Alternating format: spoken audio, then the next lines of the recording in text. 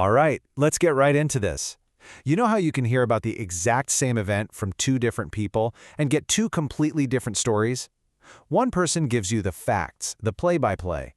The other tells you about the energy, the emotion, how the whole thing felt. Well, today, we're looking at this incredible case in the book of Judges where the Bible does exactly that. It tells the same historical story twice, back to back, but in two radically different styles. And that right there is the big question we're tackling in this explainer. Why? Why tell the same story twice? Now, this isn't some copy-paste error. It's a totally deliberate, really clever literary choice. And we're going to unpack this puzzle together and see what it teaches us about how we read these ancient texts. So here's our game plan. We'll start by looking at the two accounts side by side. Then we'll break down the straightforward prose version, dive into the epic, poetic version, see how that poetic style completely changes the story's impact, and finally, land on a really powerful lesson for how we read. Okay, so let's start with our two texts, Judges chapter 4 and Judges chapter 5. Some scholars call this a hermeneutical test case, which is really just a fancy way of saying it gives us this perfect controlled experiment to see how prose and poetry work differently to tell a story. And this is the absolute key to the whole thing. You've got to understand the difference. Prose, what we see in chapter 4, is all about being straightforward and factual. It lays out the sequence of events, it tells you what happened. But poetry, in chapter 5, that's figurative, it's emotive. It's not just about the facts, it's about the feeling, the deeper meaning, the cosmic significance of it all. It tells you how it felt. So let's start with that first account, the just the facts version, in Judges chapter 4. This is our baseline, right? The story told as a clear historical narrative. Here are the main players on the board. We've got Deborah, this incredible prophetess and judge. There's Barak, who's a, let's say, kind of reluctant military commander. Then we have Sisera, the bad guy, the general of the enemy army. And finally, Jael, a woman who shows up and becomes a very unlikely hero.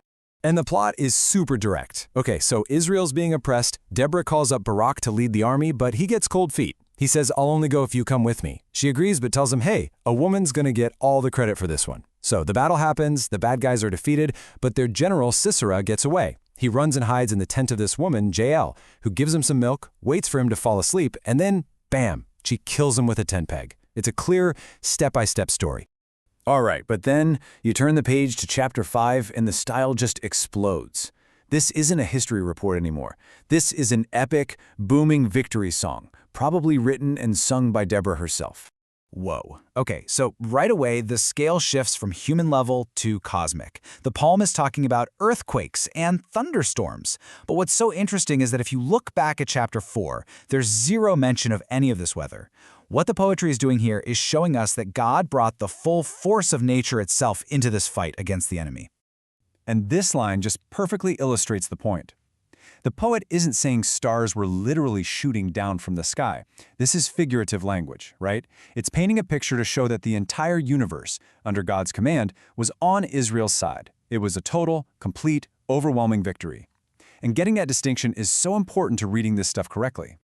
So, what's the big deal? How does using poetry here change everything? Well, it delivers this emotional and thematic punch that simple prose just can't. Honestly, it's a masterclass in using form to create meaning. Let's take the climax, Sisera's death. The prose in chapter 4 just states the fact. She drove the peg into his temple. End of story. But the poem? Oh, it slows everything way down.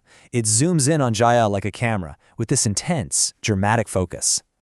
And this is where the poet, Deborah, does something absolutely brilliant. She intentionally shatters the normal rhythm of Hebrew poetry. The lines get shorter, choppier, fractured, actually mimicking the violent, collapsing action that she's describing. Just listen to how the rhythm falls apart. It starts, "Between her feet he sank." Then a shorter beat, "He fell." And even shorter, "He lay still." And then she repeats it, just to build this feeling of a downward spiral. Where he sank, there he fell. And it all collapses into one single, final, heavy word: dead. See? You don't just read about his death. The broken rhythm makes you feel the finality of it. It creates this unforgettable image you just can't get from prose. But then, just when you think the victory celebration is over, the poem does something absolutely stunning. It cuts away from the battlefield completely. It shifts the entire perspective to the enemy's home. And suddenly, we meet Sisera's mother, a character who isn't even mentioned in the prose account. We see her anxiously staring out a window, wondering why her son hasn't come home yet. This is one of the only times in the entire Old Testament we get a peek into the inner life of a Canaanite, and it adds this incredible tragic depth to the story. So this all brings us to the big takeaway. Why are two versions better than one? Because they work together, you know? They give us the complete picture. And we actually need both of them to truly get what happened without totally misreading what the author was trying to do. And when you put it all together like this, the difference is just crystal clear.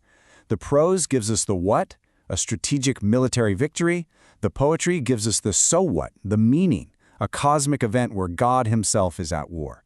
And this is why it matters so much. If you read the poetry as if it were a literal news report, you'd miss the whole point. You'd be arguing about astronomy instead of understanding the real claim, that God was in complete control of the battle. And hey, this isn't just a one-off thing. This technique pops up in other major stories. Just think about the Exodus. The story of crossing the Red Sea is told first in prose in Exodus 14. And then, what happens right after? It's immediately retold as this glorious, epic song of victory in Exodus 15. It's a deliberate pattern, a way of showing that the authors use different tools for different jobs, one for the historical facts and another for the emotional and theological truth. And so that leaves us with one final thought to chew on. What about the big stories in our own lives? Every single one of them has a prose version, right? The simple, factual timeline of what happened. But they also have a poetry version, the story of what it all meant, how it felt, and how it completely changed you. And maybe, just maybe, to get the whole truth of our own experiences, we need to learn how to tell both.